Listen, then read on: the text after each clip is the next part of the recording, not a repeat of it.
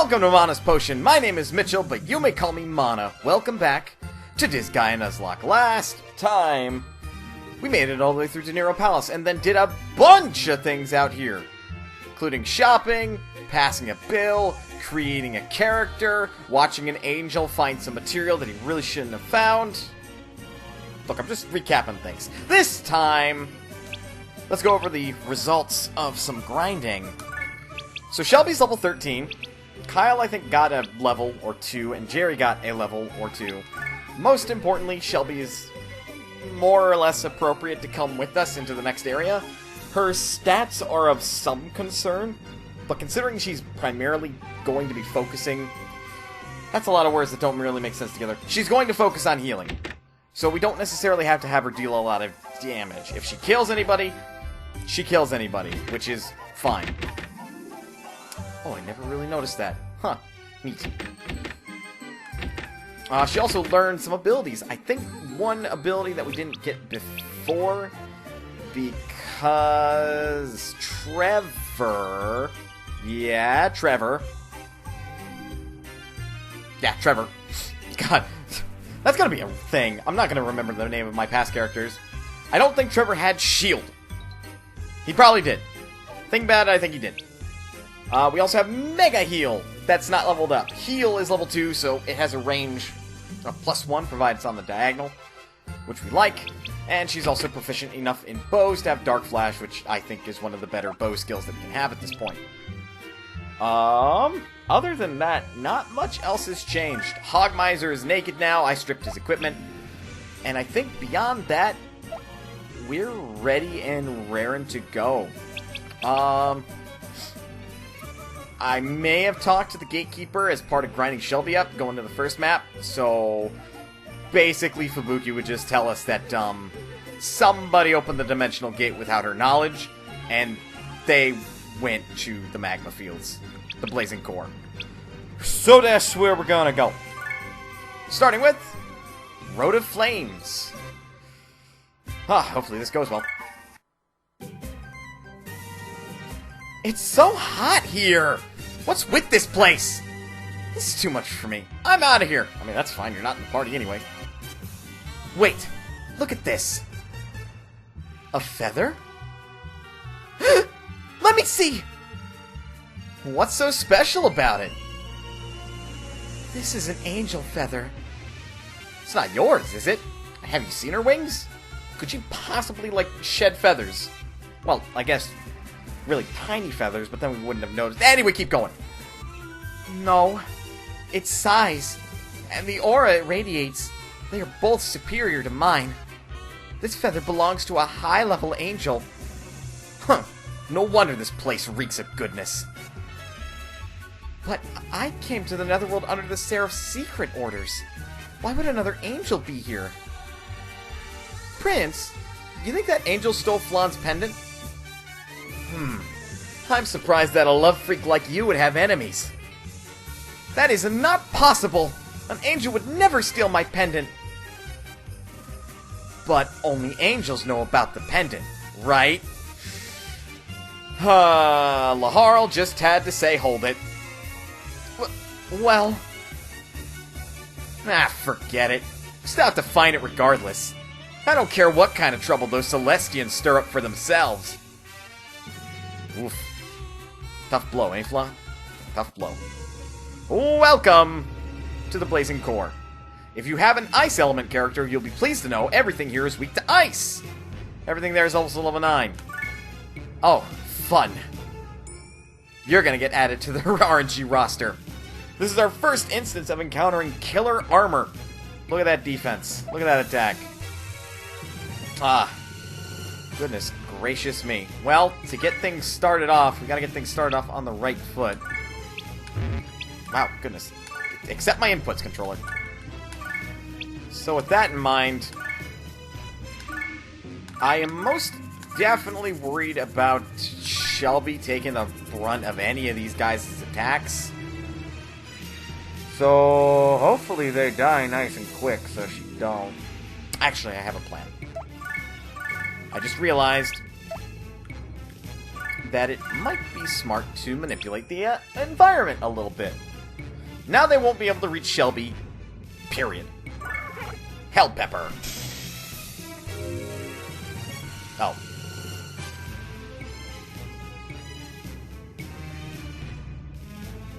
Well, that's a little awkward. Well, Shelby's not able to get them with Dark Flash from here. Obviously, I'm not able to stand there, because... lava. Well, that throws a wrench into everything. Fine. Fine. You know what? This is fine. We'll be fine. Blade Rush! You know what the worst part is? These are EXP 100 tiles. This is the first map where grinding at higher levels is actually viable. Because when you kill enemies on this, you receive double EXP. More so... Oh yeah, I also got Statistician up to almost 150. So Shelby is earning 2.5 times experience. More so when you have that. Because with this conjunctured with that... Conjunctured? Is that the right word? I don't think it is. Regardless, with that in line, combined, whatever you want to say, that's 350% experience. Shelby would make bank in levels. So, for Nuzlocke purposes, fantastic place to grind. I still like using the item world since I have very restricted, like, item gain. Considering that those two can just destroy them easily. I'm gonna have Shelby there, and those guys don't have range to move there. Goodness, this map might be incredibly easy. Right then, so... what's on the agenda to talk about today? Well, as far as what I'm going to do with Shelby, the usual plan that I attempted to apply to Trevor is going to hold. If, by chance, when I select Shelby to create a new character and it ends up being a mage or a... I'm actually just going to have to move an attack. Oh, that has a risk because Kyle could get stuck in with that. Be it a mage or a skull. I'll finish this. What I'm going to do is I'm going to have Shelby create them. And whatever element they are, I'm going to have Shelby learn their element and then switch to staff. So that way she can actually heal at a range as well as, you know, do damage from a range. Because, in my opinion... Okay, he's not going to be able to reach. Magic is probably one of the most broken things in Disgaea.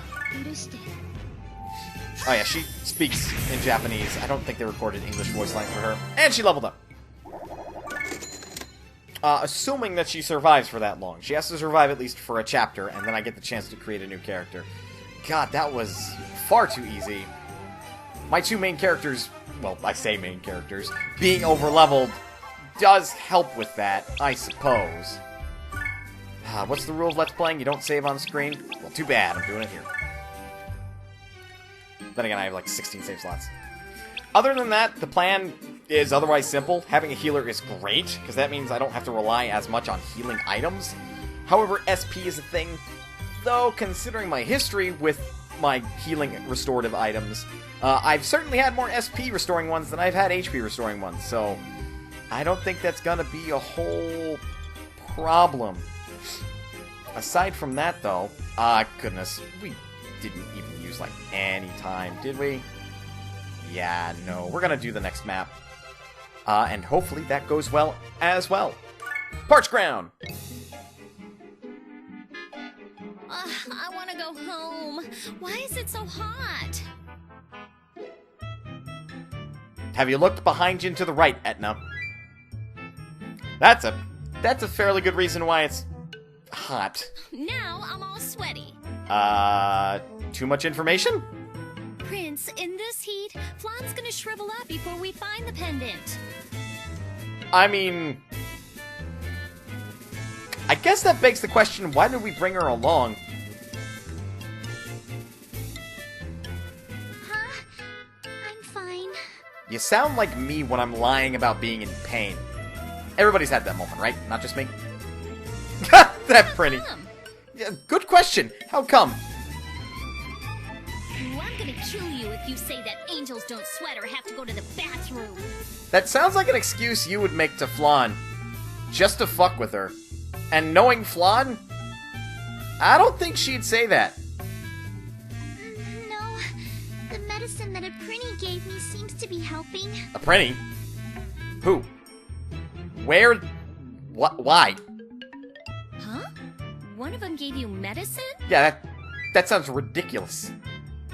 Prinnies aren't that nice. You must be hallucinating. I mean, the heat could have possibly gotten to her. No, it's true.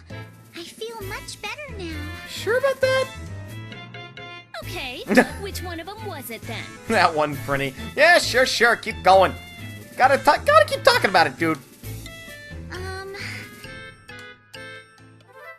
It wasn't that one. Or that one. They all look the same. That's... I want to say that's racist. That's probably racist. I agree, Etna. That is quite the rude statement to say. But it's true. Flan, I can give you a shovel if you want to keep digging this hole. I'm kidding. She's not wrong. Prinnies do look incredibly similar. Do they have differences? Enough of me sticking my foot in my mouth. Yeah. The heat must be getting to you after all. I'm with you, Etna. I'm telling the truth. Low-key, I might believe you, Flan. You're not one to tell lies. Oh, I may have made a mistake.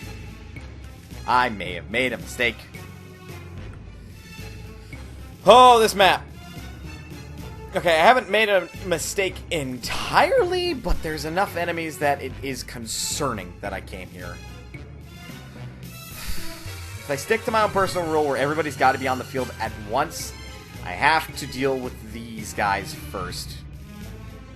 And frankly, I don't know if I'm capable of doing that. What are you guys' range of movement?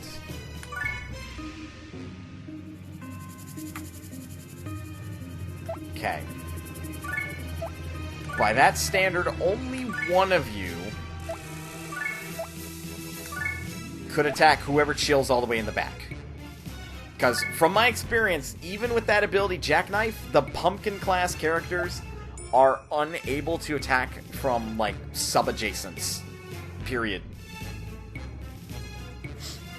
And considering, looking at this chart, nobody's able to stand here either, I think that's going to be the best spot for Shelby. I'm going to have her start with Dark Flash, which, thank goodness it has the range that it does. Kyle is going to get working on one of them.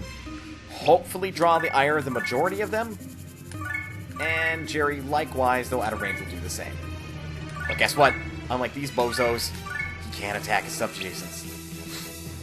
In regards to that previous cutscene, why don't we talk about Prinnies? Because I realized something while I was grinding and just kind of murmuring to myself about the Nuzlocke rules.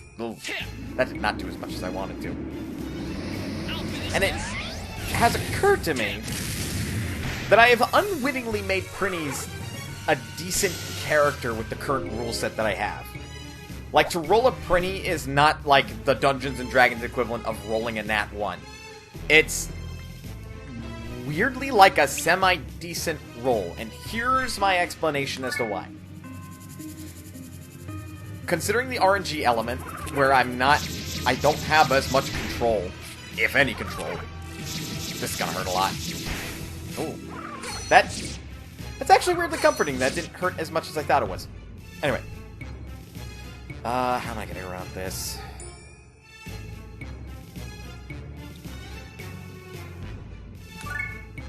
Okay. Wait. So no matter what, you're not able to reach her. Then I have my plan of attack. As long as I don't have her adjacent to this guy, which is as easy as just making her move to... Wait. Shoot. Okay, anyway. Explanation as to why Prinnies would be good for this Nuzlocke.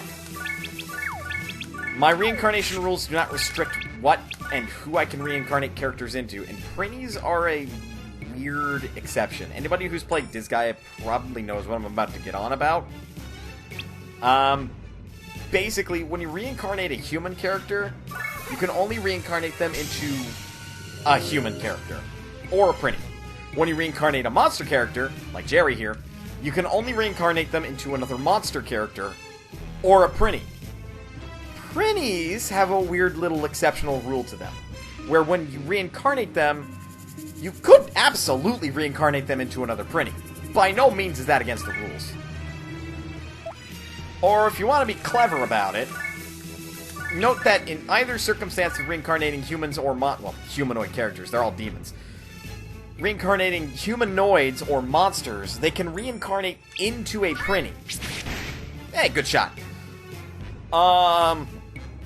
What this basically means is that Prinnies have the ability to reincarnate into any possible character.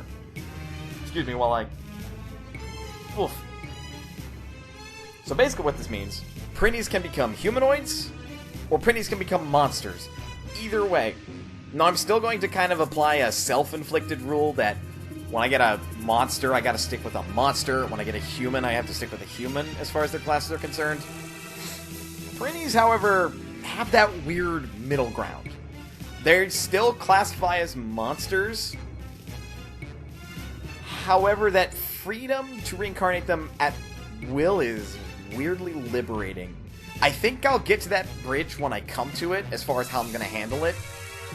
I just kind of wanted to bring it up, though. I think it's an interesting loophole in the rules that I've created. This again, you do realize he has like over 200 HP and well over 100 defense, right? Like, that attack means nothing to him. Actually, oof. It would be better to have Jerry attack all the same. Because I still want Shelby to get something of experience points. Damn! Look at that! Shelby's almost level 15! Statistician does work, man.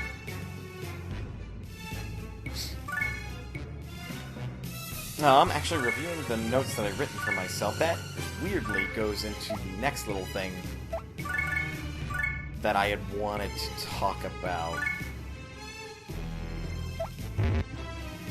And that's the matter of choice in games like this. It's a little bit of a weird discussion to bring up, and it's mostly one about game design. And I'm really only bringing it up because I don't know if YouTube's gonna get mad about it, but over on my Twitch streams, I've been playing a lot of XCOM Enemy Within. It's something that I've had viewers vote on, and they want to see me clear that game.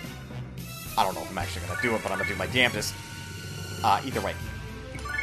And something that's been nothing but frustrating to me is the fact that that game takes all player initiative out of the ability to choose, basically. And what I mean by that is... So, you know when... in most RPG-type games, when you create a character, such as Disgaea, funnily enough, you have that choice as to what class you want to put them in, and from there, knowing what class you want to put them in, you also have, usually anyway, a level of control as to how you pick them. Sometimes there's unlock criteria behind what sort of classes you can pick for them. But usually it's not terribly restrictive, right? Like, the game's not just going to be a dick about it and say, you're not allowed to pick a class because I said so. Well, XCOM has kind of been giving me no end of frustration with how it does its whole class choosing system. And by that I mean it's almost, in fact, as far as I'm aware, it is entirely RNG. Which I don't think would be a problem. Dang it, he still lived. If it was something I could opt into. And considering it's not... Oh, wow. Point for it. Way to go. Like, I don't I don't know. It's just me being nitpicky about a particular design decision in a video game that is only tangentially related to Disgaea in the fact that these are both tactics games. Because the way this Nuzlocke works is it's, like, entirely opt-in for the randomization. The way I wrote the rules allows for people that... Whoa. Whew! Oh, I am so happy you did not follow Power Slice. Holy shit, I was not expecting that.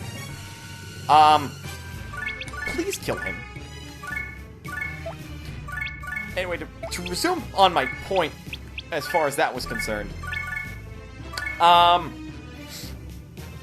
the rules as written just allow people to choose how they play this game as a Nuzlocke. I just opted into doing randomization because, frankly, it's been quite the experience to play this game, particularly with monstrous characters like Jerry. Because I never did it in my first casual playthrough of this game. I just didn't see much of a reason or point to. Ooh, nice. That definitely means Shelby's level 15 now. That one was a little bit more difficult. I think we're still squarely in the realm of can do this.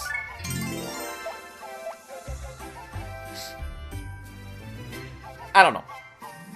It's just something I've been musing on, and something that I've definitely felt like I sorely lack in XCOM Enemy Within.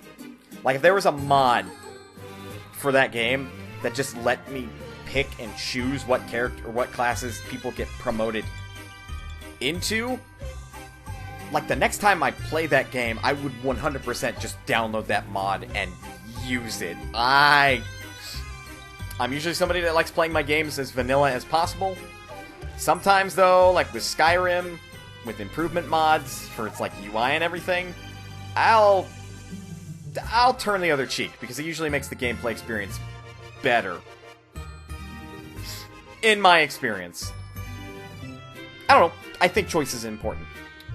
Regardless, I think that's all the time I'm gonna have for today as far as Disgaea Nuzlocke is concerned. My rambling about video game design having taken up most of my time. It totally did. We made a lot of progress considering how this Nuzlocke's been going so far. With that said, next time I plan on making it a little bit further into the Blazing Core after we get somebody promoted, because Shelby is rank 0, and ranking up clerics is a pain in the ass that I do want to struggle through, because if I don't get her to be reincarnated, period, she is never going to get much better than this. I may actually plan on reincarnating her instead of getting her magic people. That might be an idea. Huh. Anyway, my plans for her aside. If you like this video and want to see more videos like it, don't forget to hit that like button. Wait. I think I just did it backwards. Let me start again. If you like the video, hit that like button. Leave a comment if you like. I read those. And if you want to see more videos like this in the future, don't forget to hit subscribe. Ring the bell and the doobly-doo. Otherwise, I will see you guys next time. You are always welcome here at Mana's Potion. I did it backwards. Let me say it again. I will see you next time. Why am I fumbling so hard? Kasumi, can you explain why I'm fumbling so hard? And if so, can you cure it? She says our health insurance premiums don't cover that. Fuck.